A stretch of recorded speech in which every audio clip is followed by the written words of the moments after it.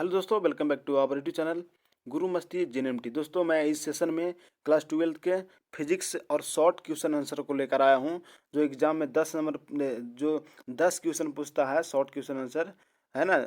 और 20 को देता है, जिसमें से 10 को 20 देता है, जिसमें से 10 क्वेश्चन को बनाना सोल्व करना रहता है और दो दो नंबर का रहता है, यानी 10 दूनी 20 नंबर का पूछता है ना।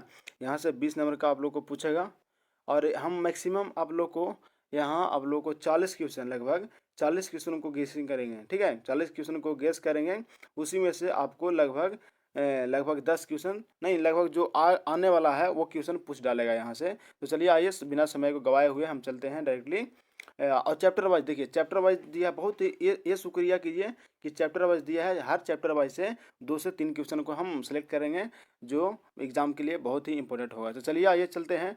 और सबसे पहले जो इस चैनल पर नए हैं, चैनल को सब्सक्राइब कर लीजिए, बेल आइकन दबा दीजिए, ताकि आपको नोटिफिकेशन मिलता रहेगा जो भी नया वीडियो हम बनाएं। ठीक है, तो चलिए आइए चलते हैं। पहला नंबर क्वेश्चन बोल रहा है, जो वीवीआई रहेगा उसको हम वीवीआई लगवा देंगे। ठीक है, और जो 100% श्योर है उसको 100%, और जो 100% नहीं उसको 50% से। चलिए आइए, पहला नंबर क्वेश्चन बोल रहा है कि किसी एकल आवेश के लिए समविभव पृष्ठ का चित्र सिर्फ बनाना है। ऐसा कभी कभी डाल देता है। ठीक है, चित्र बनाना है तो आप सीधा सीधी फिगर बनाइए, है ना। क्यू और सभी इलेक्ट्रॉन मतलब क्या न्यूक्लियस नाभिक से बाहर जाता है ना, इस तरह से, है ना। इलेक्ट्रॉन हो गया, समझ रहे हैं, यानी आवेश क्यू जो नाभिक में होता है, समविभव पृष्ठ का चित्र यही हो गया। तो आप लोग इसको फिगर को बना कर आइएगा, ऐसा देगा था। ठीक है, और कुछ थ्योरी नहीं लिखना है, सिर्फ बना लेना है, यही 2 नंबर आपको दे देगा। ठीक है, फिलहाल आगे चलते हैं। क्वेश्चन नंबर 2 में परावैद्युत, थोड़ा और बड़ा कर देते हैं।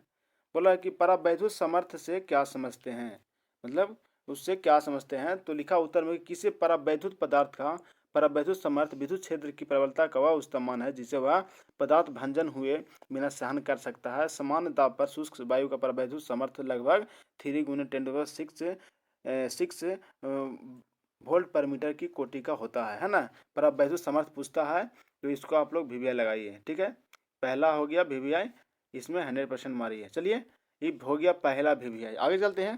क्वेश्चन नंबर तीसरा बोल रहा है कि किसी धारता वाले संधारित्र को भी विभव पर आवेशित किया गया है तथा आवेशित किया गया है, इसकी क्या निकालना है, विद्युत ऊर्जा निकालना है। तो विद्युत ऊर्जा होता है, कैपेसिटर के जानवे करते हैं कि हाफ से वी स्क्वायर होता है। अब इसको थ्योरम लिखना है, तो लिखिएगा कि यदि सी धारता वाले संधारित्र को भी विभव तक आवेशित किया गया हो, तो इसकी जो विद्युत ऊर्जा होगा यू, वह हाफ सी वी स्क्वायर के बराबर हो जाएगा।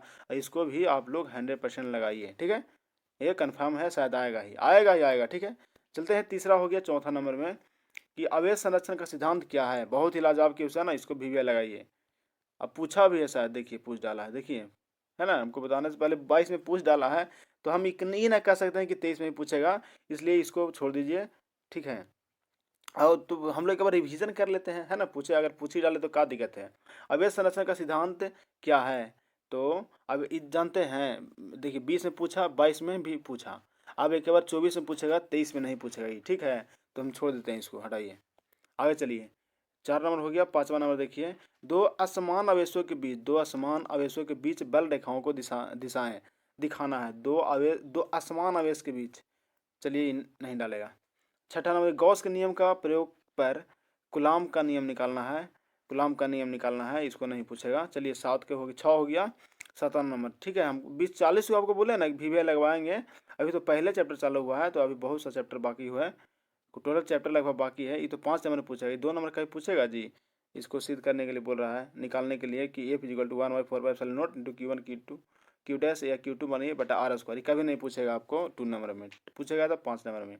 आगे चलते हैं। 7वां नंबर, विद्युत आवेश क्या है, इसके 2 गुणों को लिखे। विद्युत आवेश क्या है, इसके 2 गुणों को लिखें। तो पहला है कि विद्युत आवेश, देखिए आप लोग ना ऐसे जरूर कीजिएगा इस तरह से, विद्युत आवेश वह भौतिक राशि है जिसके कारण पदार्थ में विद्युत तथा उससे संबंधित प्रभाव उत्पन्न होते हैं। इसके प्रभाव उत्पन्न होते हैं। इसके 2 गुण कौन कौन है, आवेश योगात्मक होते हैं और दूसरा में है कि आवेश संरक्षित होते हैं। इसको आप लोग वीवीआई लगाइए। कब पूछा है इसको, 2012 में पूछा है, तो हो सकता है 2022 में पूछ डाले। ठीक है, वीवीआई लगाइए। 7 नंबर। 8वां देखिए, क्या 2 विद्युत क्षेत्र रेखाएं क्यों एक दूसरे को काट नहीं सकती है, क्या 2 असमविभव सतह काट सकती है। चलिए पूछेगा तो नहीं, लेकिन हम लोग एक बार रिवाइज कर लेते हैं। यदि दो विद्युत बल रेखाएं एक बिंदु तक एक बिंदु एक दूसरे को काटती है, तो उस बिंदु पर दो स्पर्श रेखाएं होगी, है ना, काटती है, तो उस बिंदु पर क्या होगा, दो स्पर्श रेखाएं होगी, अतः उस बिंदु पर विद्युत क्षेत्र की दो दिशाएं होगी, जो कि असंभव है ना, जो कि असंभव है। चलिए पूछेगा नहीं। नौवा देख, संधारित्र के किन्हीं दो उपयोग लिखना है। पूछेगा नहीं, लेकिन हम लोग एक बार रिवाइज कर लेते हैं। संधारित्र के किन्हीं दो उपयोग को लिखना है। तो संधारित्र के दो उपयोग कौन कौन, कैपेसिटर के, यानी पहला है कि ऊर्जा संचय के रूप में, दूसरा है इलेक्ट्रॉनिक परिपथों के रूप में उपयोग करते हैं। आगे देखिए 10वां नंबर, आवेश के क्वांटीकरण से, क्वांटीकरण Q बराबर ए नहीं पूछेगा, अब कभी कभी डाल सकता है जी। तो चलिए हम 50% पर इसको रिवाइज करते हैं, है ना। पहला उत्तर है कि आवेश का क्वांटीकरण, किसी आवेशित वस्तु पर स्थित आवेश हमेशा क्या होता है, इलेक्ट्रॉन आवेश का पूर्ण गुणज होता है, अर्थात किसी वस्तु पर आवेश Q इक्वल टू एन के बराबर हो जाता है, जहाँ ई जो है इलेक्ट्रॉनिक आवेश है, जिसका मान जानवे करते हैं। ई का मान, इलेक्ट्रॉन का मान होता है 1.6 × 10⁻⁻1 कूलम्ब जो होता है इलेक्ट्रॉन पर चार्ज होता है, इसे आवेश क्वांटीकरण कहा जाता है। आगे चलते हैं, वो देगा नहीं, लेकिन हम लोग रिवाइज कर लिए एक तरह से। विद्युत बल्ब के लिए कूलम्ब के नियम का सदिश संकेत को व्यक्त करना है। चलिए ऐसा नहीं पूछेगा। आगे चलते हैं। आगे 10 हो गया ना, 11 हो गया, देख रहे हैं कितना लंबा है, कैसे पूछेगा महाराज। चलिए 12 नंबर देखिए, कूलम्ब के नियम की सीमाएं क्या हैं। कभी कभी पूछ डालेगा, पूछता भी है। क्या बोला, कूलम्ब के नियम की सीमाएं पूछ रहा है। देखिए 2010 में पूछा है, हो सकता है मे भी 2022 में पूछ डाले, तो हम लोग रिवीजन करते हैं इसको। आप लोग कूलम्ब के नियम की सीमा बोल रहा है ना, इसको आप 100% पर लगाइए, ठीक है। क्या बोल रहा है कि कूलम्ब के नियम की निम्नलिखित सीमाएं हैं, कौन कौन। यह जो है नियम केवल बिंदु आवेशों के लिए सत्य है। दूसरा में बोला कि यह जो नियम है केवल स्थिर आवेशों के लिए ही लागू होता है। तीसरा नियम है, यह नियम 10⁻14 मीटर से कम दूरी के लिए लागू नहीं होता है, ठीक है। आगे चलते हैं 13 नंबर में, मुक्त आकाश की विद्युतशीलता का मात्रक एवं विमीय सूत्र लिखना है। चलिए 18 पूछा है, नहीं पूछेगा यहाँ।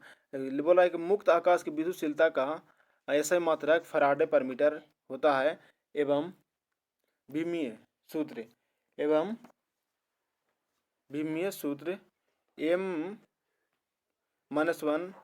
L-2 T⁴ है ना, यानी तो क्या हो जाएगा इसका, 2018 में पूछा है तो हो सकता है 2023 में, सॉरी ऊपर 22 बोल रहे थे, सॉरी मिस्टेक हो गया यार, हमको भी ना क्या हो गया समझ में नहीं आ रहा है, मतलब 2023 में मिस्टेक हो रहा है दोस्त, ठीक है, कंपेयर थी, माफ़ कीजिएगा। चलिए चलते हैं, 23 में पूछेगा, 18 में पूछ दिया है, 18 में पूछा है, तो आप लोग के 23 में हो सकता है पूछ डाले, तो इसको आप लोग कंफर्म कर लीजिए। 13 नंबर को वीवीआई लगाइए और 100% में लगाइए, पूछेगा, है ना, पूछ डालेगा।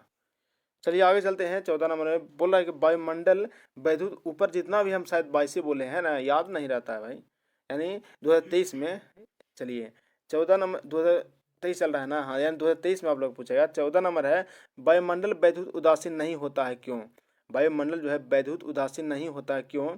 लिखा है कि वायुमंडल में मुख्यतः क्या होता है, नाइट्रोजन तथा ऑक्सीजन गैस होता है, एवं इसके अलावा कार्बन डाइऑक्साइड, जल वाष्प, हाइड्रोकार्बन, सल्फर के यौगिक तथा धूलकण होते हैं। सूर्य की किरणों में यौगिक कणों तथा धूलकण होते हैं। सूर्य की किरणें यौगिक कणों तथा धूलकणों से क्या टकराकर उन्हें आयनीकृत कर देती है, अतः वायुमंडल जो होता है क्या हो जाता है, उदासीन हो जाता है। बहुत ही अच्छा क्वेश्चन है, इसको आप लोग 50% पर आपको लॉक कीजिए आप लोग, ठीक है। 2023 के लिए, 22 के लिए नहीं भाई, अब 22 नहीं बोलेंगे। चलिए थोड़ा सा मिस्टेक हो रहा था।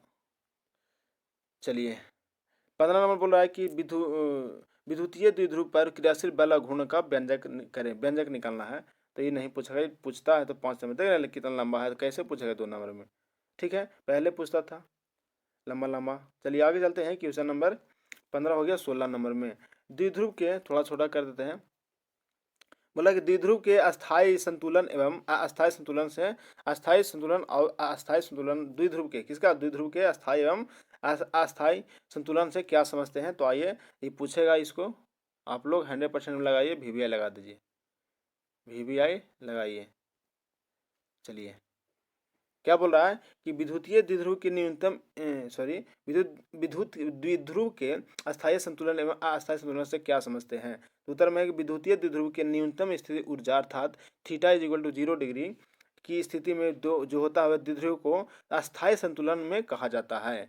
विद्युतीय द्विध्रुव की महत्तम स्थिति ऊर्जा अर्थात theta is equal to 180 degree की स्थिति में जो द्विध्रुव होता है उसको हम अस्थायी कहते हैं। ठीक है, सिंपल है कि जो 0 डिग्री की स्थिति में होता है उसको हम क्या बोलते हैं, अस्थायी संतुलन कहते हैं। जो 180 डिग्री के स्थिति में होता है उसको हम अस्थायी संतुलन बोलते हैं। बस सिंपल है। आगे चलते हैं क्वेश्चन नंबर 17 में। संधारित्र से क्या समझते हैं, बहुत से लाजवाब क्वेश्चन है और 2023 के लिए, 22 के लिए नहीं, आप भूल गए, अब याद है भाई, 2023 के लिए है ना। संधारित्र से क्या समझते हैं, बहुत ही इंपॉर्टेंट क्वेश्चन है, पूछा भी है 2019 में, है ना, 2019 में पूछ डाला है। बोला संधारित्र से क्या समझते हैं, इसकी धारता को भी बतावें। संधारित्र की धारता मतलब क्या समझते हैं उसका धारता बताना है। तो उत्तर में लिखा हुआ कि संधारित्र मतलब कैपेसिटर। बहुत लाजवाब क्वेश्चन है, इसको मार लीजिएगा VVI। वैसी व्यवस्था जिसमें एक विद्युत रोधी आवेशी चालक के क्या निकट एक भूदृढ़ चालक लाने से पहले आने वाले चालक की धारता कृत्रिम रूप से क्या होता है, बढ़ जाता है, उसे क्या कहते हैं, संधारित्र कहते हैं। संधारित्र की धारता इतना लिखने की जरूरत नहीं है, आप सीधा सीधी C is equal to Q by V लिखिए, वो हो गया answer. C is equal to Q by V लिखिएगा, आपको 2 नंबर आने से कोई नहीं रोकेगा। ठीक है, आगे चलते हैं क्वेश्चन नंबर 18 में। विद्युत क्षेत्र के लिए अध्यारोपित का सिद्धांत करना, है ना। विद्युत क्षेत्र के लिए अध्यारोपण अब इसे नहीं पूछता है। 18 हो गया। 19 नंबर में आइए, विद्युतीय तीव्रता एवं विद्युत विभव से क्या समझते हैं, ऐसा नहीं, 22 में पूछा है। आगे है विद्युत क्षेत्र की तीव्रता से, विद्युत क्षेत्र की तीव्रता बहुत ही अच्छा क्वेश्चन है। ठीक है, इसको देख लीजिए आप लोग और इसको VVI लगाइए, आपको पूछेगा ही पूछेगा। मतलब ये जो है क्वेश्चन, विद्युत क्षेत्र की तीव्रता से आप क्या समझते हैं, बहुत ही लाजवाब क्वेश्चन है। आप लोग 2023 के लिए, 22 के लिए नहीं, 22 थोड़ी है, 2023 के लिए आप लोग VVI 100% के तौर पर लॉक कर दीजिए। ठीक है, 100% पूछेगा विद्युतीय तीव्रता क्या है। तो एकांक धनावेश पर लगने वाले विद्युतीय बल को हम क्या कहते हैं, विद्युतीय तीव्रता कहा जाता है। यदि QS पर लगने वाला बल F हो तो की विद्युतीय तीव्रता यानी E इज इक्वल टू हो जाएगा, क्या होगा, F/Q के बराबर हो जाएगा। ठीक है, अब विद्युतीय तीव्रता का जो सदिश राशि है, यह एक कैसा राशि है, सदिश राशि है। अगर लिखना चाहते, देखिए लोग तो इतना ही, बच्चा तो स्टूडेंट इतना ही लिखकर छोड़ देता है, लेकिन अगर आप स्टार बनाकर आगे लिखते हैं और थोड़ा आगे लिख देते हैं तो आपको नंबर किसी तरह से नहीं काट पाएगा। बोल रहा है कि विद्युतीय तीव्रता का जो यह क्या है, सदिश राशि है जिसका SI मात्रक एवं विमीय सूत्र N/C तथा MLT-3A के पावर -1 होता है। ठीक है, यहाँ तक लिखिए, आपको जितना नंबर का 2 नंबर का रहेगा तो सीधा सीधी 2 नंबर देगा, काटने का उसका औकात नहीं है। ठीक है, देखिए कैसे लिखना है ना कॉपी, उसका हम अभी तुरंत हम एक वीडियो बनाएंगे। ठीक है, आप लोग जरूर देखिएगा। ठीक है, विद्युतीय तीव्रता हो गया। और देखिए यहाँ पर 2 को बोल रहा है, एक विद्युतीय विभव बोल रहा है, तो विद्युतीय तीव्रता देगा तो विद्युतीय क्या बोलते हैं, विद्युतीय विभव कोई एक देगा। अगर विद्युतीय तीव्रता देगा तो विद्युतीय विभव नहीं देगा, अगर विद्युतीय विभव देगा तो विद्युतीय तीव्रता नहीं देगा। तो चलिए, तीव्रता तो हम जान गए, विभव के बारे में जानते हैं। चलिए, क्या है कि एकांक धनावेश को क्या करता है, अनंत से, कहाँ से, अनंत से किसी बिंदु तक ले जाने में जो संपादित कार्य विद्युतीय विभव कराता है, इसे हम क्या V से सूचित करते हैं। अब V इज इक्वल टू क्या होता है, W/Q। ठीक है, यहाँ भी हो गया, लेकिन अगर और आगे लिखना चाहते हैं तो स्टार बनाइए और लिखिए कि विद्युतीय विभव एक क्या है, अदिश राशि है जिसका मात्रक जो होता है जूल पर कूलाम होता है। ठीक है, आगे चलते हैं क्वेश्चन नंबर 20 में। बोला विद्युत तीव्रता एवं विद्युतीय विभव में अंतर स्थापित करना है। चलिए, 20, 21, 22 में नहीं पूछा तो 9, 4, 23, 9, 4, 13 यानी 23 में हो सकता है, 2023 में पूछ सकता है। इसको 50% पर आप लॉक कीजिए। विद्युतीय तीव्रता एवं विद्युतीय विभव में संबंध स्थापित करना है। सिर्फ ऊपर तो हम लोग डिफिनेशन समझे, है ना, और अब ऊपर पूछेगा तो नीचे नहीं तो ऊपर कोई एक पूछ ही डालेगा, इसलिए हम लोग तो ऊपर तो कर दिए, विद्युतीय तीव्रता एवं विद्युतीय विभव से क्या समझते हैं ना। तो चलिए 20 को छोड़ते हैं, अब 21 में हम आते हैं। देखिए लंबा है ना, तो 20 को इसलिए छोड़ दिए। 21 नंबर देखिए बोले ना कि जो आपको एग्जाम के व्यू से जो आएगा उसी को हम रिवाइज करवाएंगे ज़्यादातर करके। तो चलिए आए चलते हैं, क्वेश्चन नंबर 21 है, विद्युत क्षेत्र रेखाएं क्या है, इनके 2 गुणों को लिखना है। विद्युत क्षेत्र रेखाएं बहुत लाजवाब क्वेश्चन है 2023 के व्यू से, है ना, 2023 के लिए इंपॉर्टेंट क्वेश्चन। हम VVI नहीं बल्कि TTI लिखाते हैं, मतलब ताबड़तोड़ इम्पोर्टेंट, है ना। बोला कि विद्युत क्षेत्र रेखाएं, उस विद्युत क्षेत्र रेखाएं वे वक्र हैं जिसके किसी जिससे किसी बिंदु पर खींची गई स्पर्श रेखा उस बिंदु पर विद्युतीय तीव्रता की क्या बतलाती है, तो दिशा बतलाती है। पहला गुण इसका है, गुण लिखने के लिए बोला है, तो पहला गुण है कि विद्युत क्षेत्र रेखाएं धनावेश से प्रारंभ होती है और ऋणावेश पर समाप्त होती है ना, धनावेश से शुरू होती है और ऋणावेश पर समाप्त होती है। दूसरा है कि कोई भी दो विद्युत क्षेत्र रेखाएं एक दूसरे को कभी नहीं काट सकती। बहुत ही लाजवाब क्वेश्चन है, यानी 22 नंबर के आपको हो सकता है, एकदम कन्फर्म है, हो नहीं सकता भाई, कन्फर्म है कि 2023 में पूछ ही डालेगा इस वर्ष। ठीक है, आगे चलते हैं 22 नंबर में। बोल रहा है कि विद्युतीय द्विध्रुव अघूर्ण क्या है, हम लोग ऊपर करा चुके हैं। विद्युतीय द्विध्रुव अघूर्ण क्या है और इसका जो एसआई मात्रक होता है क्या होता है। चलिए, पूछेगा तो नहीं, लेकिन हम लोग थोड़ा सा रिवाइज कर लेते हैं, ठीक है इसको। अब बोलिएगा सर पूछेगा तो नहीं, अब रिवाइज काला कराइएगा, तो कोई हर्जा नहीं होगा रिवाइज करने में। चलिए, विद्युतीय द्विध्रुव अघूर्ण क्या है, तो विद्युतीय द्विध्रुव अघूर्ण से कोई एक आवेश एवं दोनों आवेश के बीच की दूरी के गुणनफल को हम द्विध्रुव अघूर्ण कहा जाता है। द्विध्रुव अघूर्ण जो होता है Q इजिकल टू, है ना, P से शुरू करते हैं, is equal to Q into 2L, किसी एक आवेश को लेना है ना, और 2L के इंटू 2L कर देना है, वह जो होगा द्विध्रुव अघूर्ण के बराबर हो जाएगा। ठीक है, यहाँ तक लिख सकते हैं, लेकिन आगे पूछा ऐसा मात्रा का पूछ दिया है तो कभी नहीं भूलिएगा। अगर इतना करके आप छोड़ते हैं ना, सिर्फ 1 नंबर देगा, अगर पूरा लिख देते हैं तो आपको जितना नंबर का रहेगा उतना दे देगा, यानी 2 नंबर। बोला कि विद्युतीय द्विध्रुव अघूर्ण एक सदिश राशि है, सही बात है, जिसकी दिशा जो होता है हमेशा ऋण आवेश से धन आवेश की ओर होती है। इसका जो ऐसा मात्रक होता है वह का कूलम्ब मीटर होता है। ठीक है, आगे चलते हैं 23वां नंबर। विद्युतीय फ्लक्स क्या है, विद्युतीय फ्लक्स क्या है 2019। विद्युतीय फ्लक्स विद्युतीय क्षेत्र के फ्लक्स से आप क्या समझते हैं, यदि किस सतह पर विद्युत फ्लक्स की परिभाषा देना है, सबका आंसर एक ही होगा, है ना। विद्युतीय फ्लक्स कभी कभी पूछता है, ऐसा बात नहीं है। 19 में पूछा है, देख रहे हैं कितना पूछा, 19 में देखिए, 19 में, 18 में पूछा है, 19 में पूछा है, अब 21 में पूछा है, तो 22 में नहीं पूछा, हो सकता है 23 में पूछ डाले, इसलिए हम विद्युतीय फ्लक्स के बारे में जान लेते हैं। ठीक है, बोलिए कि यहीं सर यहीं इसी सब्जेक्ट में इसी चैप्टर में सिर्फ 10 को करवा दीजिए, ऐसा बात नहीं, 10 को करवा दिए, ऐसा बात नहीं है। हम सबको मिलाकर लगभग 40 बोले हैं ना, बस उतना ही रहेगा। विद्युतीय फ्लक्स क्या है, तो विद्युतीय तीव्रता एवं अल्पांशिक क्षेत्र सदिश ds के अदिश गुणनफल को हम क्या बोलते हैं, विद्युतीय फ्लक्स कहते हैं। यानी विद्युतीय flux E into vector E into ds is equal to ds cos theta होता है, उसके विद्युतीय फ्लक्स है, हो गया, इसी को बोलते हैं। जहाँ theta is equal to E vector तथा ds के बीच का कोण जो होता है विद्युतीय फ्लक्स एक अदिश अब कौन है ना, आगे है, यहाँ स्टार पॉइंट बनाइए और लिखना शुरू कीजिए कि विद्युतीय फ्लक्स एक क्या है, अदिश राशि है, जिसका एसआई मात्रक जो होता है nm स्क्वायर पर सेंटीमीटर होता है, पर कूलम्ब होता है। विद्युतीय फ्लक्स का जो विमीय सूत्र होता है mLT3 T-3 A-1 के बराबर होता है। आगे चलते हैं, क्वेश्चन नंबर सिद्ध करना है, क्या सिद्ध करना है कि गोलीय अचालक की धारता जो होता है उसकी त्रिज्या r के समानुपाती होता है। ऐसा क्वेश्चन नहीं डालेगा तो लॉन्ग में, लेकिन 2 नंबर वाला में नहीं डालेगा, 24 में नहीं डालेगा।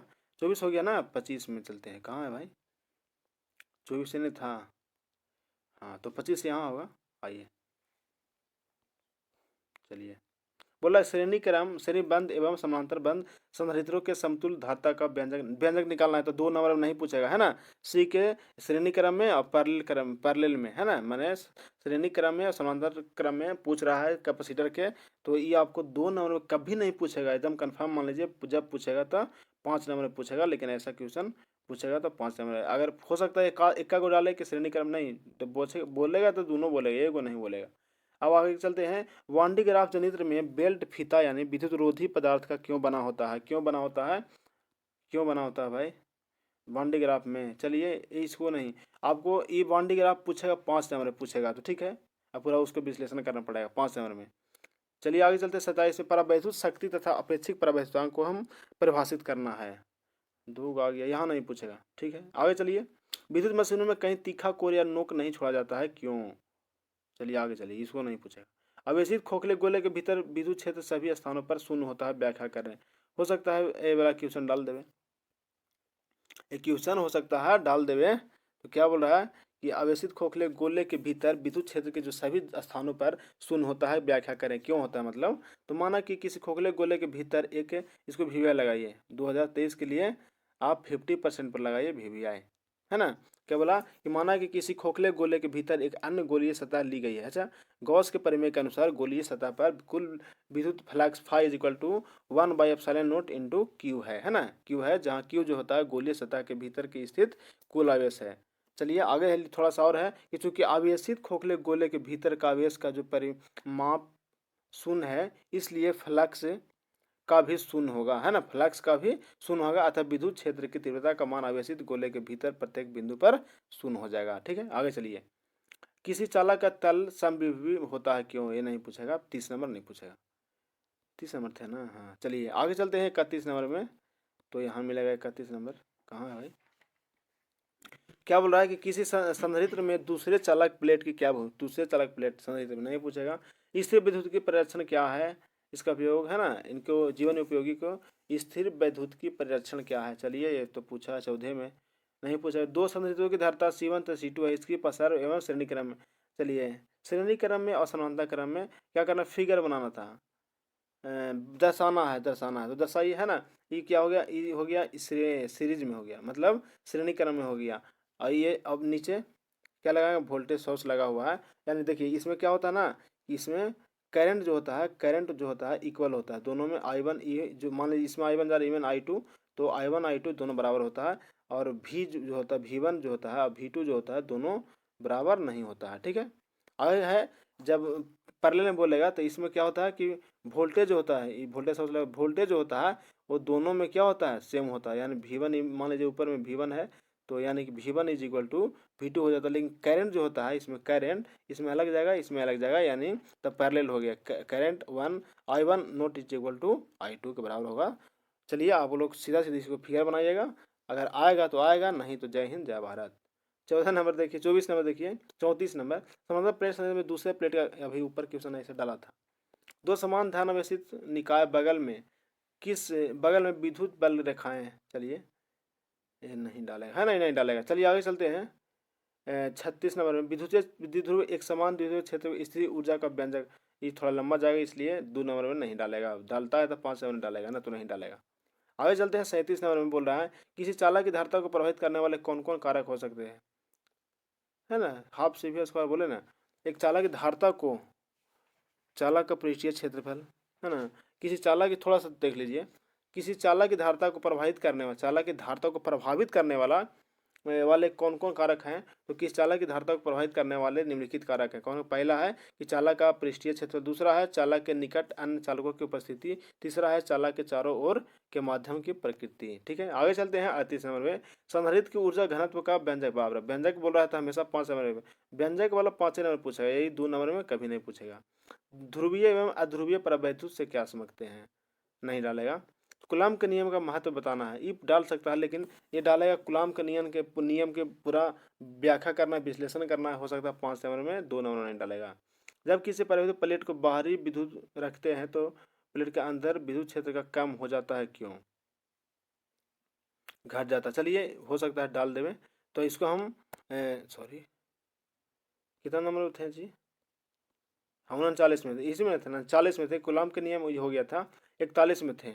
41 में बहुत अच्छा क्वेश्चन है, आप लोग जरूर देखिए। जब किसी परावैद्युत प्लेट को बाहरी विद्युत क्षेत्र में रखते हैं तो परावैद्युत प्लेट के अंदर विद्युत क्षेत्र कम क्यों हो जाता है। इसको आप 50% पर लगाइए 2023 के लिए, मोस्ट इम्पोर्टेंट है ना। बोला है कि परावैद्युत गुटके को बाहरी किसी विद्युत क्षेत्र में रखने पर इसके अणुओं का ध्रुवण हो जाता है, फलस्वरूप इसके अंदर बाहरी क्षेत्र हो जाता है, इसलिए बाहरी क्षेत्र में रखने पर परावैद्युत प्लेट के अंदर विद्युत क्षेत्र क्या होता है, घट जाता है। ठीक है, बहुत अच्छा क्वेश्चन है, देख लीजिएगा। 41 हो गया, आगे चलते हैं क्वेश्चन नंबर 42 में। 42 नंबर यहाँ है तो खत्म शायद हो गया, कहा जी नहीं है, और 46 तक है इसका। 42 है, क्या बोल रहा है कि एक आवेशित संधारित्र को और सेल में क्या अंतर है। आवेशित नहीं पूछेगा, सेल में क्या होता है देखिए, थोड़ा सा समझ लीजिए, सिंपल है। सेल में और कैपेसिटर में, संधारित्र में, आवेशित संधारित्र में संचित ऊर्जा विद्युत ऊर्जा प्रदान करता है, जबकि विद्युत सेल में नियत विभवांतर एवं रासायनिक ऊर्जा को विद्युत ऊर्जा में बदलता है। समझ गए, कैपेसिटर लिए होंगे, देखे होंगे, और सेल मतलब बैटरी तो देख ही रहे होंगे, तो डिफरेंट थोड़ा सा बता देना है।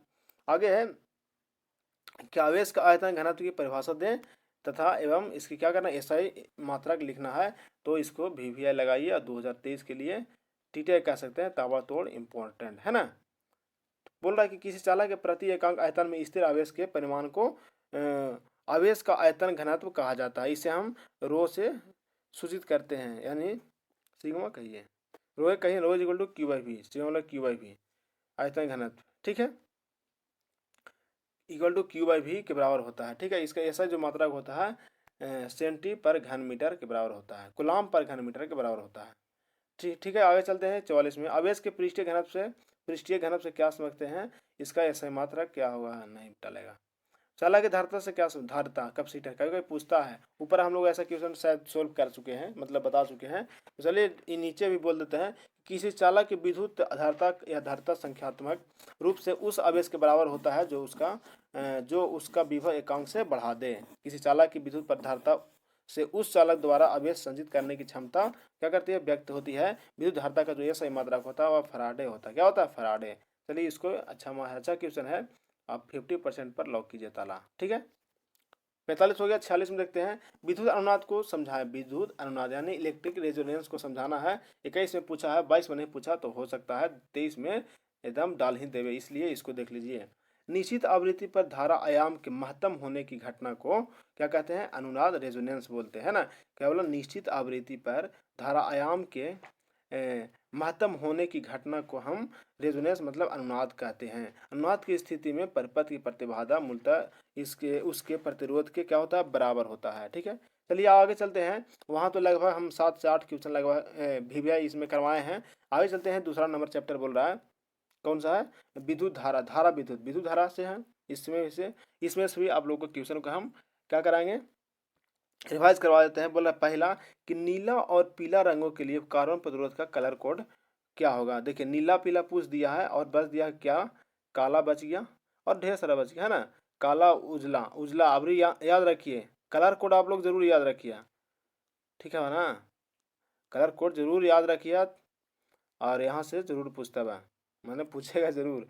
तो आप लोग पीला नीला पीला दे दिया है, काला उजला के रखिएगा जरूर आप लोग याद, कलर कोड रंग का सबका याद रखिए ना, क्या दिक्कत है ना। तो आप लोग इसको विभव लगा दीजिए, पहला हो गया। दूसरा देखिए, विभव मापी के दो उपयोग के विभव मापी के दो उपयोग 22 में पूछ दिया है। चलिए छोड़ते हैं, तो हम लोग रिवाइज कर लीजिए, आइए ना, कि विभव मापी का दो उपयोग क्या क्या है। पहला है विभव मापी के मदद से किसी सेल का विद्युत वाहक बल को मापा जाता है, और दूसरा है कि इसके मदद से किसी सेल के आंतरिक प्रतिरोध का भी मान ज्ञात किया जा सकता है।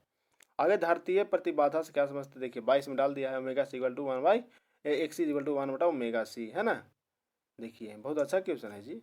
तीसरा हो गया, चौथा में चलते हैं, कहाँ है, तो आइए, प्रेरणिक प्रतिघात क्या है, X=ओमेगा एल। देखिए XC पूछ दिया है, देखिए कन्फर्म मानिए, जो हम बोल रहे हैं ना एकदम कन्फर्म। देखिए 22 में अगर ये पूछ दिया है XC का धारता मतलब धारतीय मतलब कैपेसिटर का पूछ दिया है 22 में, तो अब कन्फर्म है कि इंडक्टेंस मैंने प्रेरकत्व का पूछ ही देगा, यानी इसलिए इसको आप एकदम ताबड़तोड़ इम्पोर्टेंट 2023 के लिए एकदम कन्फर्म आएगा, एकदम लिख के रख लीजिए, एकदम ताबड़तोड़ इम्पोर्टेंट एकदम कन्फर्म आएगा ये क्वेश्चन।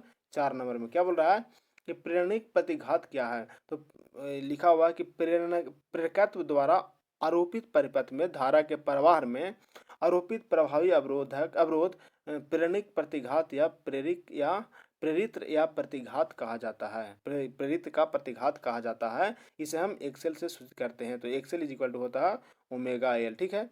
आप इसका ऐसा ही मात्रक ओम के बराबर ओम होता है, क्या होता है, ओम होता है। एकदम लिख के रख लीजिए, हम बोल रहे हैं ना कि 2023 में कन्फर्म एकदम 100% आएगा, याद कर लीजिए इसे।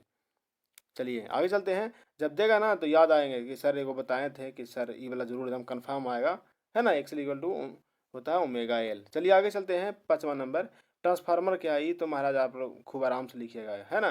गाँव में लगा है, डेली देख रहे हैं क्या करते हैं, कुछ वोल्टेज के स्टेप अप और स्टेप डाउन करता है। चलिए देगा तो नहीं, लेकिन हम लोग रिवाइज कर लेते हैं कि ट्रांसफार्मर एक ऐसी विद्युत युक्ति है जिसकी सहायता से उच्च धारा की निम्न धारा को वोल्टेज को निम्न धारा की उच्च प्रतिवर्ती वोल्टेज में क्या करते हैं तथा निम्न धारा की उच्च प्रतिवर्ती वोल्टेज को उच्च धारा की निम्न प्रतिवर्ती वोल्टेज में क्या करते हैं, परिवर्तित किया जाता है ना। नीच को उच्च, ऊंचा को नीचा कर सकते हैं, मतलब वोल्टेज को घटा बढ़ा सकते हैं उसको ट्रांसफार्मर के माध्यम से, उसी को हम क्या कहते हैं, ट्रांसफार्मर। आगे देखिए 6ठा नंबर है, प्रतिरोधकों के समानांतर क्रम में संयोजन से, देखिए रेजिस्टेंस के, है ना, रेजिस्टेंस के समानांतर क्रम में जोड़ा है, देखिए एगो थोड़ा सा बना दे टॉपिक आप लोग, याद तो है ये है। रेजिस्टेंस को जो हम पैरेलल में करेंगे ना, वह कैपेसिटर और एल इंडक्टर जो होगा जस्ट अपोजिट हो जाएगा, है ना। इसका कैपेसिटर का बोलेगा तो उल्टा हो जाएगा। अगर इसको रेजिस्टेंस का श्रेणी है तो कैपेसिटर का पैरेलल होगा, अगर रेजिस्टेंस का पैरेलल है तो कैपेसिटर का सीरीज हो जाएगा, बस थोड़ा सा अंतर है। तो हो सकता है मान लीजिए ये क्या बोला, यहाँ प्रतिरोध बोला है, अभी हो सकता है क्या बोला है, धारिता बोल दे, है ना। तो याद रखिए धारिता बोल दे, यानी प्रतिरोधों के समांतर क्रम में संयोजन के प्रतिरोधों के समांतर क्रम में। अभी हो सकता है प्रतिरोधे पूछे लेकिन अभी श्रेणी क्रम डाल दे, भी हो सकता है अभी श्रेणी क्रम बोल दे, या तो अभी धारिता पूछे और समानांतर क्रम बोल दे। तो कैपेसिटर के और रजिस्टर के आप लोग श्रेणी क्रम और समानांतर क्रम, ये हो गया रजिस्टर, एक होता है कैपेसिटर और एक इंडक्टर होता है, तीनों का आप श्रेणी क्रम और समानांतर क्रम याद रखिएगा। आपको हम ज़्यादा तो नहीं बोल सकते लेकिन वहाँ से आपको 2 नंबर एकदम कन्फर्म पूछ डालेगा, ठीक है। कहिएगा तो छोटा टॉपिक बना देंगे, आप लोग कमेंट कर दीजिए आपको चाहिए तो हम रजिस्टर कैपेसिटर और इंडक्टर का बस 2 मिनट का बनेगा, 2 मिनट का टॉपिक बना देंगे। छठा हो गया, सातवां देखिए किरचॉफ के नियम को लिखना है। बहुत ही अच्छा क्वेश्चन है, 16-10 के बाद देवे नहीं किया। किरचॉफ के 2 नियम होता है ना, करंट का एक वोल्टेज का। तो आइए थोड़ा सा इसको देख लेते हैं, हो सकता है 2023 में पूछ डाले तो 50% पर इसको ताला लॉक कीजिए। बोल रहा है किरचॉफ का 2 नियम है, किरचॉफ का नियम कि विद्युत परिपथ में धारा एवं विभवांतर के वितरण को ज्ञात करने के लिए किरचॉफ के ने 2 नियम को दिए थे। पहला नियम है, इस नियम के अनुसार देखिए लंबा तो है महाराज इसलिए छोड़िए इसको जी, है ना। 2 नंबर नहीं डालेगा, डोलेगा तो 5 नंबर में तो ना डालेगा, चलिए हटाइए इसको, है ना। कहाँ टाइम पास करें हम लोग, जो सही है उसको करते हैं। 8वां है, बोला है कि विद्युत चुम्बकीय प्रेरण की एक फैराडे का नियम। चलिए एक फैराडे का नियम 2 को बोलेंगे, कहाँ से लिखेंगे, इतना लंबा जाएगा महाराज, देखिए कितना है ना, इसलिए इसको छोड़िए, ये नहीं पूछेगा। आगे है धारावाहिक प्रेरित में चुंबकीय ऊर्जा का व्यंजक। चलिए व्यंजक ई वाला तो सबसे हमको विरोध हो, व्यंजक पूछेगा 2 नंबर में, कभी नहीं पूछेगा। शक्ति गुणांक क्या है, पहले पूछता था उसको, पर हम क्या विरोध करके करेंगे, है ना जी। पहले पूछा था लेकिन अब ऐसा पूछता नहीं है, पूछेगा तो लॉन्ग में पूछेगा। शक्ति गुणांक क्या है ना। किसी, तो आइए इसको रिवाइज कर लेते हैं कि किसी प्रतिवर्ती धारा परिपथ का शक्ति गुणांक परिपथ की यथार्थ माध्य शक्ति और आभासी माध्य शक्ति का क्या है, अनुपात है। हो गया, खत्म हो गया, जय हिंद जय भारत। चलिए आगे चलते हैं। फिलहाल यहाँ देखिए 11 नंबर में तो शक्ति गुणांक फॉर्मूला भी लिखना पड़ेगा, अर्थात माध्य शक्ति, महाराज कहाँ गया हो, यहाँ, यानी अर्थात है, ये अर्थात माध्य शक्ति बटा क्या, आभासी माध्य शक्ति के बराबर होता है कुछ शक्ति गुणांक। आगे चलते हैं, 11 नंबर में बोल रहा है कि धारा घनत्व से क्या समझते हैं, J = I है धारा घनत्व, ठीक है। चलिए देख लिए 19 में हो सकता है, 20, 22, 21 में पूछ ही दे, 23 में पूछ दे, इसलिए इसको 23 के लिए 50% पर लॉक कीजिए। कितना परसेंट, 50%। आएगा नहीं आएगा। बोला है किसी चालक के प्रति एकांक क्षेत्रफल से प्रवाहित विद्युत धारा के परिमाण को धारा घनत्व कहा जाता है। जे इसके हम जे द्वारा सूचित करते हैं, तो धारा घनत्व J = होता है I/A, J = I/A। आगे लिखना है तो स्टार्ट पॉइंट बनाइए और लिखिए कि धारा घनत्व एक क्या है, सदिश राशि है, ठीक है। इसकी दिशा हमेशा क्या होता है, विद्युत धारा की दिशा की ओर होता है। बस हो गया, मिल गया 2 नंबर।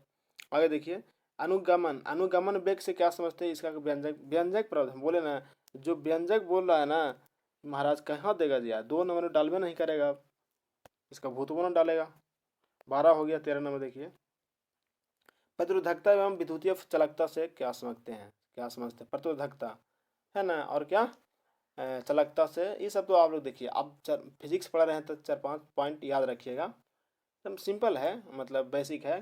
पहले कंडक्टर किसको बोलते हैं, मतलब चालक, सॉरी हम हिंदी है ना जी। चलिए पहला चालक किसे कहते हैं, ठीक है। दूसरा चालक हो गया। अर्धचालक किसे कहते हैं, सिंपल है, अर्धचालक किसे कहते हैं, सुचालक। ये सुचालक मैंने चालक हो गए, सुचालक या चालक बोलिए, सुचालक या चालक बोलिए, ठीक है। आगे है कि मतलब एक मिनट से, एक होगा अर्धचालक हो, एक कुचालक किसे कहते हैं। मैंने आप लोग जो इम्पोर्टेंट पॉइंट, मैंने छोटा छोटा पॉइंट है, आप लोग को याद रखना पड़ेगा। प्रतिरोध किसे कहते हैं, है ना, एकदम सिंपल चीज़ है ना। प्रतिघात किसे कहते हैं, ये सब आप लोग छोटा छोटा पॉइंट को आप लोग याद रखिएगा। आप बताइएगा सर ये वाला तो आप बतेबे नहीं किए थे, कहाँ से आया, प्रतिरोध किसे, प्रतिरोधकता किसे कहते हैं ना। मतलब बोलिए कि सर ये तो आप बताइए नहीं किए थे, कहाँ से आया, ये तो छोटा पॉइंट है, तो आप लोग को याद जरूर रखना पड़ेगा। 13 हो गया। 14 में चलते हैं। ओमीय चालक से चलिए, ओमीय चालक अब नहीं पूछता है इसे। ओम के वो ना, ओम के नियम अगर आप लोग जानते हैं, हाँ ओम के नियम याद रखिए। ओमीय चालक नहीं जानिए बल्कि, लेकिन ओम के नियम जरूर याद रखिए, है ना, ओम के नियम याद रखिए। चलिए आगे चलते हैं। 15 में ओम के नियम देखिए आ गया। सीमा क्या है, इसका सीमा लिखना है, तो आप नहीं पूछेगा सीमा क्या है और फलनी क्या है ना, वो सीमा नहीं पूछा, सीमाएं क्या हैं, कहाँ तक लिमिट है मतलब। तो ऐसा क्वेश्चन नहीं बोलेगा, पूछेगा तो हम कितना नंबर में, लॉन्ग क्वेश्चन आंसर पूछेगा, लेकिन शॉर्ट में नहीं पूछेगा, ठीक है।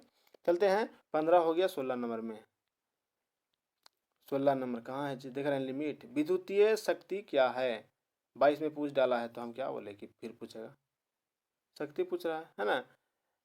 चलिए एक बार रिवाइज कर लें, हो सकता है भाई कोई ठिकाना नहीं है, 23 में भी डाल देवे तो फुकटे में चल जाएगा, इसलिए रिवाइज कर लेते हैं कि विद्युतीय शक्ति क्या है। तो किसी विद्युत परिपथ में विद्युत ऊर्जा के व्यय की दर को उस परिपथ की विद्युत शक्ति कहा जाता है, इसे पी द्वारा।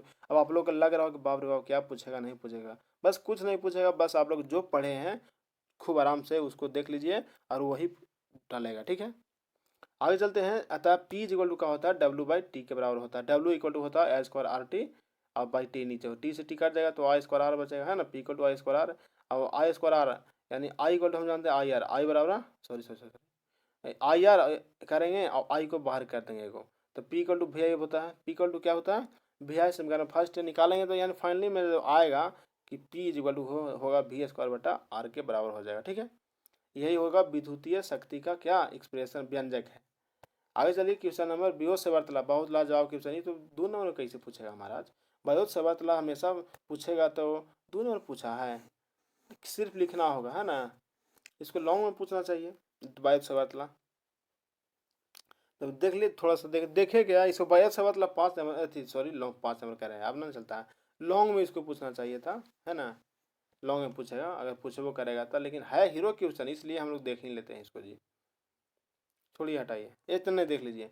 बहुत और सवर्त की किसी धारावाहिक चालक के कारण उत्पन्न चुंबकीय क्षेत्र के लिए एक गणितीय व्यंजक दिए, जिसे दिया जाता है, जिसे बयोसवर्त का नियम हम लोग कहते हैं, है ना। इस नियम के धारावाहिक चालक डीएल के कारण पी बिंदु पर क्या चुंबकीय क्षेत्र, डीएल के कारण पी बिंदु पर क्या, डीएल के कारण पी बिंदु पर चुंबकीय क्षेत्र है ना।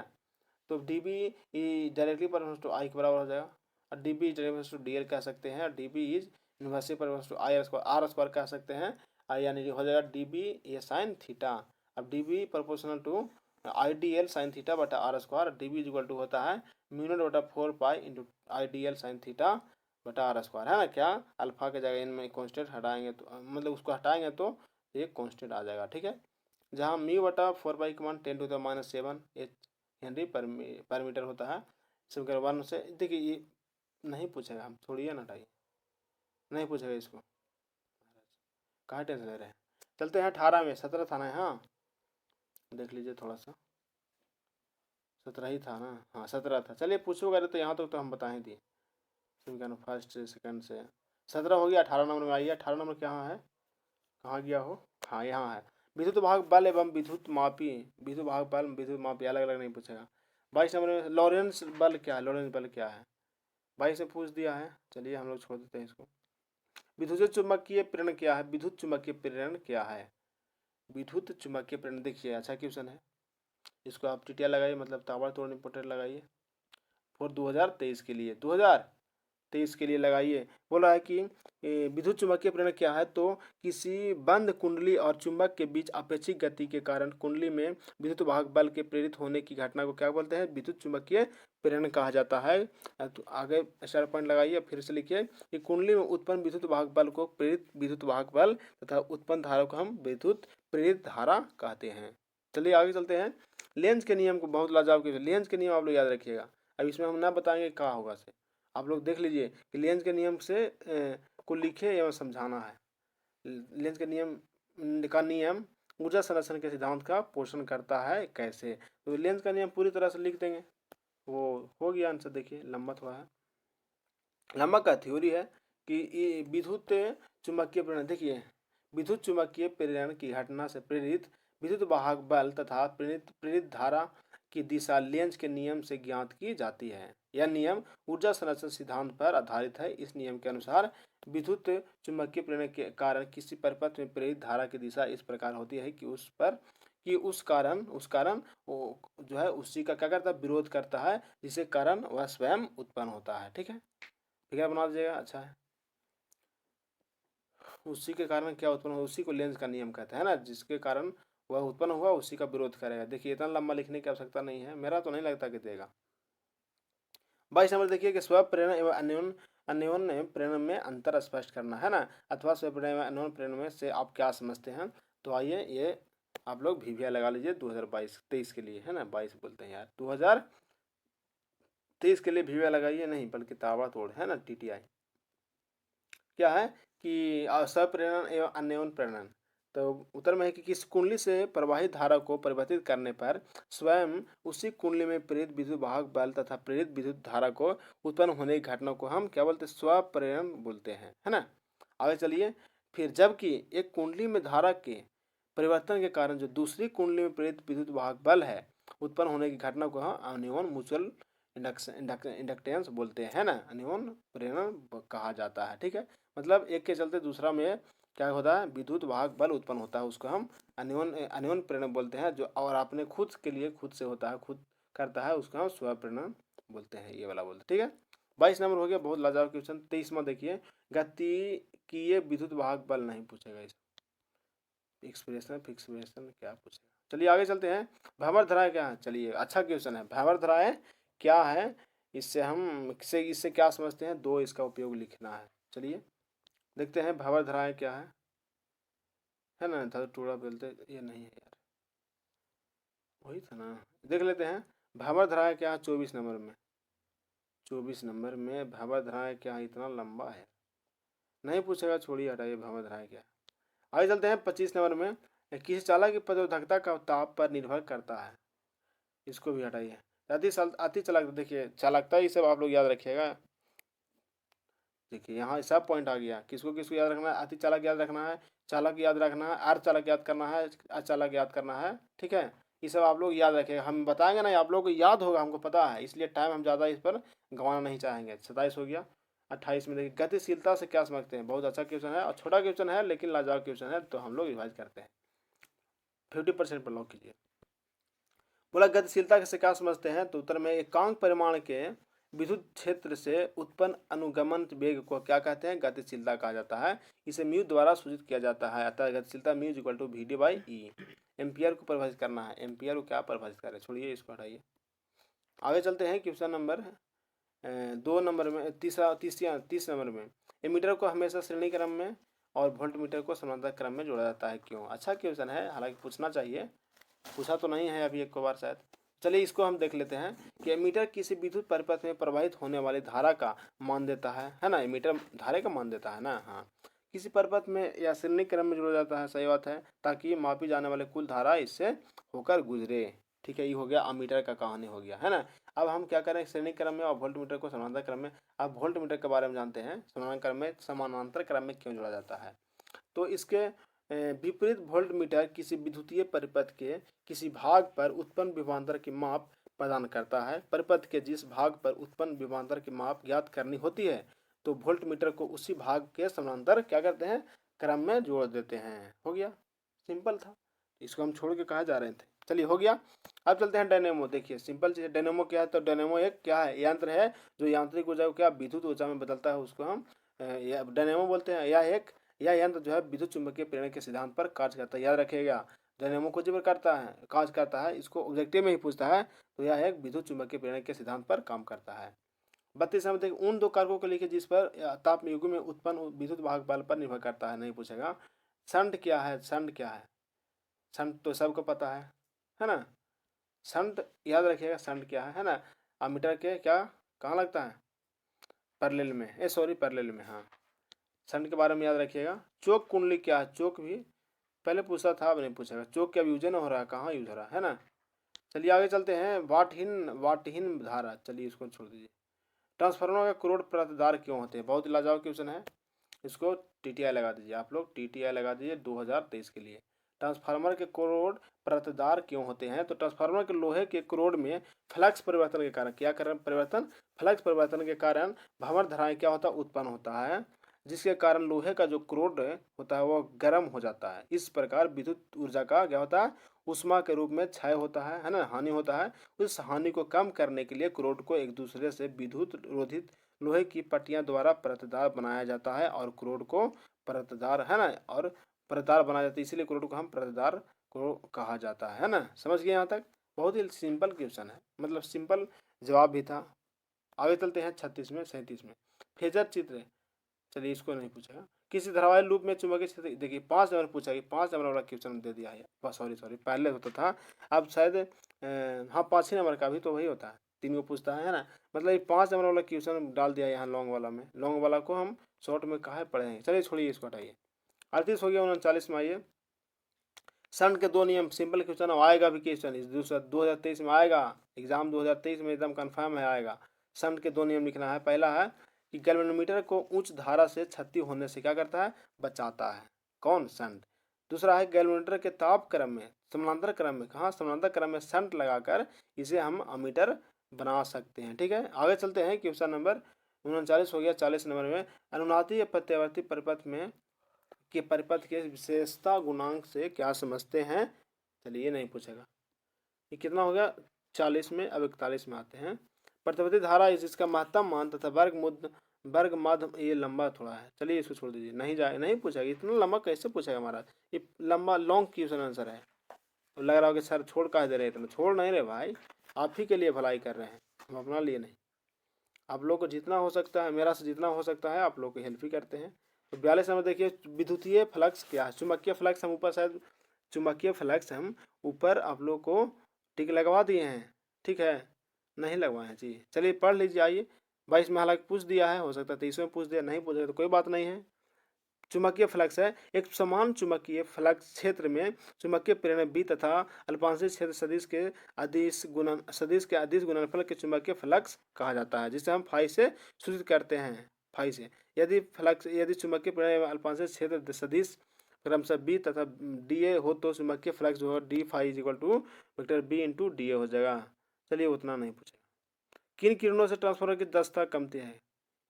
किन कारणों से, चलिए ऑब्जेक्टिव भी हो सकता है, देख लेते हैं कि किन कारणों से ट्रांसफार्मर की दक्षता कमती है। तो ट्रांसफार्मर में कुछ कारणों से ऊर्जा के क्षय होने के कारण द्वितीय कुंडली को प्राप्त ऊर्जा प्राथमिक कुंडली की दी गई ऊर्जा से कम होता है, जिससे कारण इसकी क्षमता क्या होता है?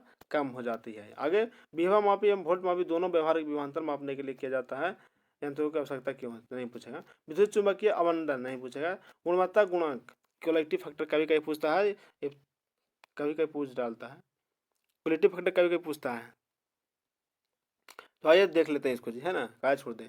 यदि एलसीआर परिपथ का गुणवत्ता गुण अनुनादी आवृत्ति पर प्रेरणिक या धारितीय प्रतिघात एवं परिपथ के प्रतिरोधक के अनुपात को गुणवत्ता गुणक कहा जाता है। इसे क्यू फैक्टर के द्वारा लिखा जाता है, यानी Q factor is equal to, हम इसको लिखिए चुपचाप, एक्सएल बटा आर और या ओमेगा एल बटा आर के बराबर होता है, चूंकि ओमेगा इक्वल टू 1 बटा रूट ओवर एल सी होता है। अब क्वालिटी फैक्टर निकालेंगे तो 1 by root over L C into L by R या 1 by R into root over L by C होता है। ठीक है, ये होता है क्वालिटी फैक्टर का मान। आगे चलते हैं क्वेश्चन नंबर 47 में। सीबेक प्रभाव पेल्टियर, बहुत ही लाजवाब क्वेश्चन है, बहुत ही लाजवाब क्वेश्चन है। सीबेक और पेल्टियर प्रभाव, इसको आप लोग ताबड़तोड़ इंपोर्टेंट मान लीजिए 2023 के लिए। चलिए क्या बोल रहा है? सीबेक प्रभाव, दो विभिन्न वस्तुओं के तारों के दोनों किनारों के दो अलग अलग तापक्रम पर क्या करते हैं? रखने में से उन तारों में ऊष्मीय विभव प्रेरित हो जाता है ना, अलग अलग रखने से ऊष्मीय विभव प्रेरित हो जाता है, जिसके फलस्वरूप तार में विद्युत धारा प्रवाहित होने लगता है। इस प्रभाव को क्या बोलते हैं? विद्युत सीबेक प्रभाव कहते हैं। ठीक है, समझ गए? बहुत अच्छा क्वेश्चन है, हो सकता है अब एक ही को पूछे, दोनों ना पूछे। वो आगे पेल्टियर प्रभाव, तो पेल्टियर प्रभाव से ऊष्मा तारों के छोरों के संधि आगे देखिए पर उत्पन्न होती है, लेकिन जूल प्रभाव से ऊष्मा पूरे ताप पर उत्पन्न होती है। जूल प्रभाव द्वारा दिशा से स्वतंत्र होता है, लेकिन पेल्टियर प्रभाव द्वारा दिशा, देखिए आप डिफरेंस लिखे लगा तो आप यहाँ तक भी लिख सकते हैं, ये जितना भी सब लिखा हुआ आगे उसको में डिफरेंस लिखा जाएगा। चलिए 48 में देखिए, समझावे कि किरचॉफ का द्वितीय नियम ऊर्जा का संरक्षण नियम है। समझाना का है, नहीं पूछेगा। संवहन वेग के सिद्धांत का, छोड़िए इसको। सिद्धांत का व्यंजन और व्यंजन महाराज नहीं लौंग जाता है इसे व्यंजन निकालने वाला। जब कोई चुंबकीय क्षेत्र को दर्शाता है, छोड़िए ना, एन एस के है ना, ऐसा पूछेगा तो हमेशा चुंबक जो है एन एस के दिशा में ही, एन के दिशा में ही या एन एस के दिशा में हमेशा सूचित करेगा, छोड़िए उसको। उदाहरण ऊपर की ओर चुंबकीय क्षेत्र बी में धनावेश, ये आपका ऑब्जेक्टिव मिल जाएगा। दो कारक बताए जिनके द्वारा जल कुंडली धारा मापी की वोल्टेज सुरहित नहीं होगा। जल कुंडली में त्रिज्यीय चुंबकीय क्षेत्र का सत्य क्या है, छोड़िए हटाइए। किसी साइक्लोट्रॉन में विद्युत क्षेत्र तथा चुंबकीय क्षेत्र से क्या समझते हैं, साइक्लोट्रॉन में ये नहीं पूछेगा। प्रतिवर्ती धारा परिपथ में परिघात एवं प्रतिबाध क्या है, चलिए इसको पूछ सकता है, इसको 2023 लिख लीजिए। प्रतिघात किसको बोलते हैं, प्रतिवर्ती धारा परिपथ में एल परिपथ एवं सी परिपथ के प्रतिरोधों को ही क्या बोलते हैं, प्रतिघात कहा जाता है। प्रतिबाधा किसको बोलते हैं, तो प्रतिवर्ती धारा परिपथ के एल आर परिपथ और सी आर परिपथ एवं एल सी आर परिपथ के प्रतिरोधों को क्या बोलते हैं, प्रतिबाधा बोलते हैं। आप लोग देख लीजिएगा इसको। 56 देखिए, कार्बन प्रतिरोधक कलर कोड से क्या समझते हैं, बताया ना कि कलर कोड से आप लोग याद रखिए। देखिए 21 में नहीं पूछे, 20 में पूछा था, 21 में नहीं पूछा, हो सकता है 22 में पूछ दे, इसलिए आप 2023 का VVI लगा सकते हैं, TTI। कार्बन प्रतिरोध के कलर कोड, तो देखिए ऐसा क्वेश्चन पूछता था, लोग सिर्फ कलर कोड के लिख के आ जाता, लेकिन नहीं सोरा, आपको क्या करना है कि थ्योरी लिखना पड़ेगा कार्बन प्रतिरोध के कलर कोड के ऊपर, क्योंकि इलेक्ट्रॉनिक के अधिकतर उपकरणों में कार्बन प्रतिरोधक उपयोग होता है, सही बात है। बस जनरल तरह से लिखना है। इनकी शक्ति जो सीमांक है 1 वाट या इससे कम होती है, 1 वाट से भी कम होता है ना, होती है।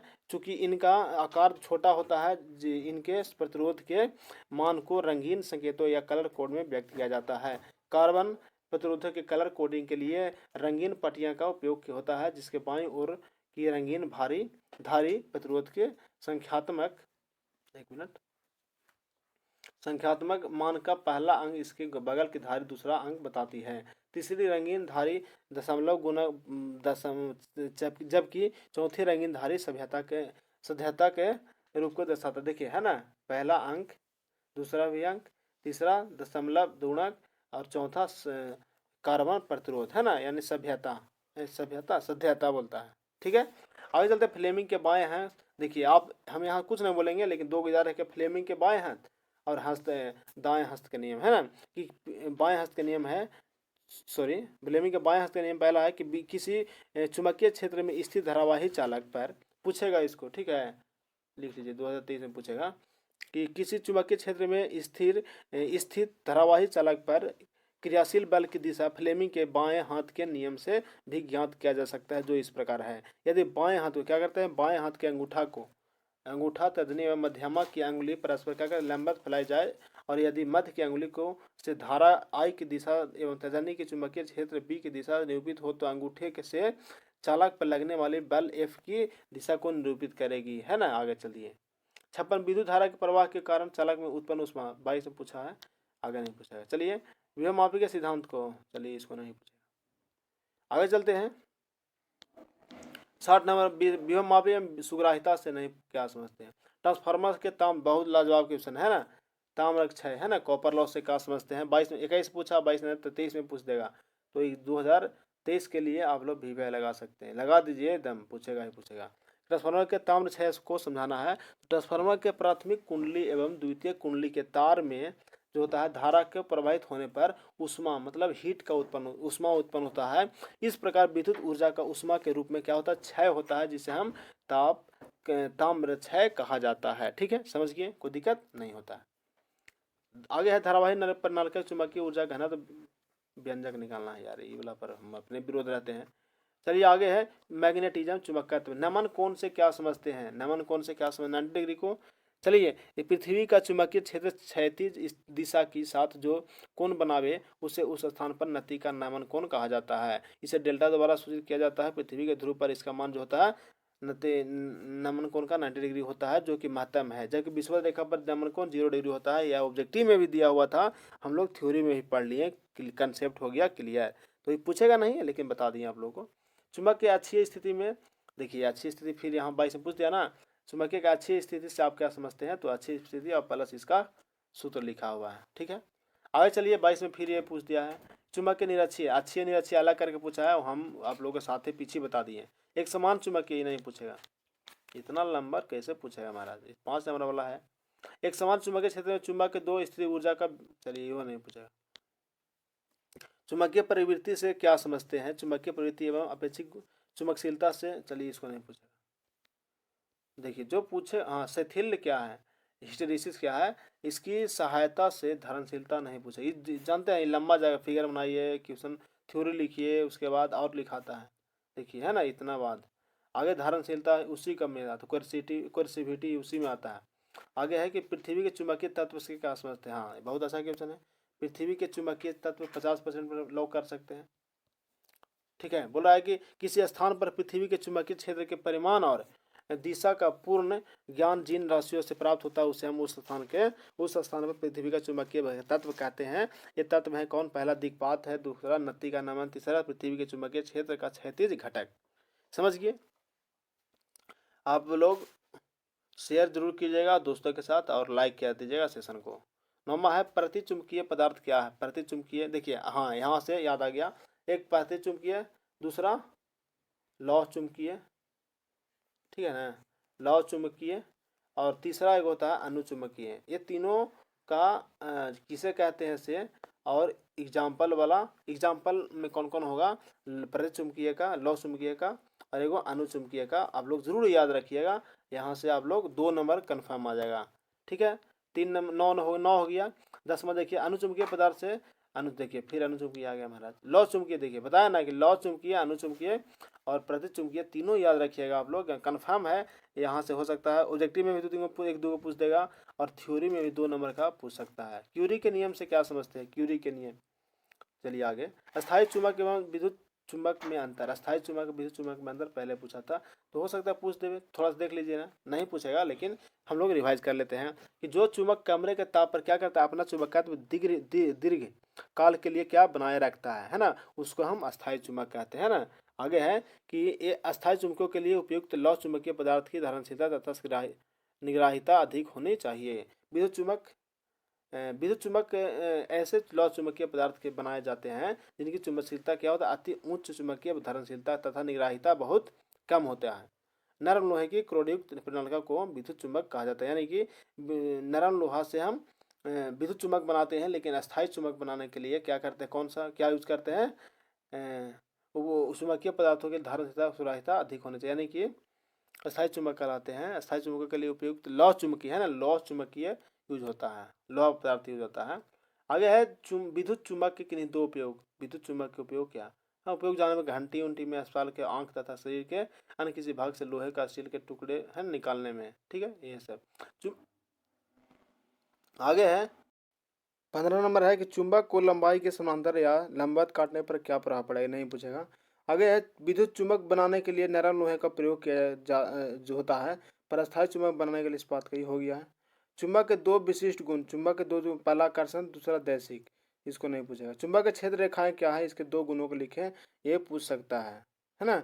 चुंबक के क्षेत्र रेखाएं क्या है, तो चुंबक क्षेत्र में चुंबकीय क्षेत्र रेखाएं वैसे काल्पनिक बंद वक्र हैं जो चुंबक के ऊपरी ध्रुव है ना, ऊपरी ध्रुव आगे लिखा हुआ है, तो आप लोग भी मारिएगा 18 नंबर के।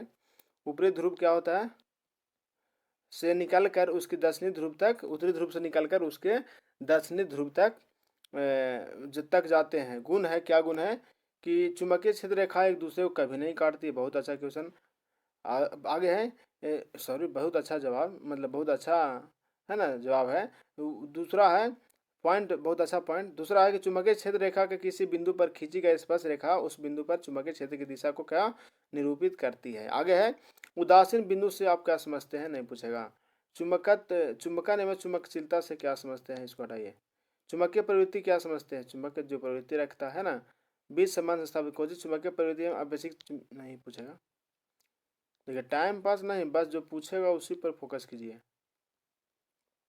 एक छोटे क्षण चुंबक के, क्या बोला यार, हटाइए बकवास करता है, दिखाइए एक स्पष्ट रीजन, ये भी नहीं पूछेगा, दे रहे हैं। तुलना के लिए 2 बिंदु कीजिए है, अश्लील तथा नरम लोहे के चुंबकीय गुणों के लिए तुलना के लिए नहीं पूछेगा। पृथ्वी के चुंबकत्व का क्या कारण है, ये नहीं पूछेगा। चुंबकीय घूर्ण को, हाँ बहुत लाजवाब क्वेश्चन अब पूछ दिया है महाराज, यार जो बोलते हैं वो पूछ ही डालता है। तो आइए इसको रिवाइज कर लेते हैं। चुंबकीय अघूर्ण को परिभाषित करें। चुंबकीय अघूर्ण को परिभाषित करना, इसका मात्रक लिखना है। चुंबकीय अघूर्ण किसी चुंबक के ध्रुव प्रबल एवं चुंबकीय लंबाई के गुणनफल को क्या कहते हैं? चुंबकीय घूर्ण कहा जाता है। इसे कैपिटल एम से सूचित किया जाता है, अतः चुंबकीय घूर्ण capital M equal to small M into 12 के बराबर हो जाता है। ठीक है, बस हो गया। इसका इसका क्या मात्रक क्या होता है? या सदिश राशि इसका जो दिशा हमेशा क्या दक्षिणी ध्रुव की ओर होता है, याद रखिएगा। आगे चलिए, बोर मैग्नेटॉन नहीं पूछेगा। चुंबकत्व के लिए गॉस का नियम, चलिए इसको नहीं पूछेगा। आगे चलते हैं, किसी स्थान पर आभासी नमन कोण क्या चलिए ये पूछेगा, आभासी नमन कोण, है ना। यानी इसको आप लोग 2023 के लिए वीवीआई लगाइए, है ना। वीवीआई ताबड़तोड़ इंपॉर्टेंट टीटीआई बोला है कि पृथ्वी के चुंबक या मोहतर के अलावा किसी अन्य या मोहतर के नमन कोण के मान को ही क्या बोलते हैं? आभासी नमन कोण कहा जाता है। इसे हम डेल्टा डैश द्वारा सूचित किया जाता है। आभासी नमन कोण डेल्टा डैश एवं वास्तविक नमन कोण में निम्नलिखित संबंध है कि delta tan delta dash equal to tan delta by tan cos theta हो जाता है। ठीक है, याद रखिएगा। 30 के भी है। 31 में चुंबकीय प्रेरणा से क्या समझते हैं, ये भी सही है। आइए देखते हैं। 50% पर इसको भी कह सकते हैं कि चुंबकीय प्रेरण किसी चुंबक के एकांक उत्तरी ध्रुव पर लगने वाले चुंबकीय बल के चुंबकीय प्रेरण कहा जाता है। इसे हम बी के द्वारा सूचित करते हैं। तो वेक्टर चुंबकीय प्रेरण vector B is equal to F by B equal to F by M हो जाएगा। 31 हो गया। 32 में आइए, थोड़ा सा और है। 32 है कि क्या बोला, चुंबकीय विभव से क्या समझते हैं? चुंबकीय विभव, चलिए देख लीजिए। अच्छा क्वेश्चन है, लाजवाब क्वेश्चन है, 2023 के लिए है, बहुत अच्छा क्वेश्चन। बोल रहा है कि इसको मार रही है ना, 100% लगाइए ना, कहा दिए थे। बोला है कि चुंबकीय विभव किसी किसी चुंबक के एकांक उत्तरी उत्तरी ध्रुव को अनंत से किसी बिंदु तक लाने, उत्तरी ध्रुव को अनंत से किसी बिंदु तक लाने में संपादित कार्य चुंबकीय विभव कहलाता है। इसे हम भी के द्वारा सूचित करते हैं। तो चुंबकीय विभव भी इक्वल टू होता है डब्ल्यू बाई एम होता है ना। इसका ऐसा मात्रक क्या होता है? यह सदिश राशि है। इसका ऐसा मात्रक जो होता है joule joule ampere inverse metre inverse होता है। ठीक है, अब हम आएंगे विद्युत चुंबकीय तरंग यानी इलेक्ट्रोमैग्नेटिक वेव। बस हम इस सेशन में इतना ही लाएंगे, हम अगले सेशन में मिलेंगे थोड़ा सा और। इसमें लगभग हम 20 क्वेश्चन को करवा दिए हैं। तो 20 क्वेश्चन हम अगले सेशन में आप लोगों को देंगे। और ठीक है, 20 सेशन में अगले। और जिनको चाहिए वो कमेंट कीजिए, कमेंट नहीं करते आप लोग, बताइए। ये वो करवा दिए। अब दूसरा हम तुरंत अगले सेशन लाएंगे। इस सेशन में इतना ही, तब तक के लिए धन्यवाद, जय हिंद।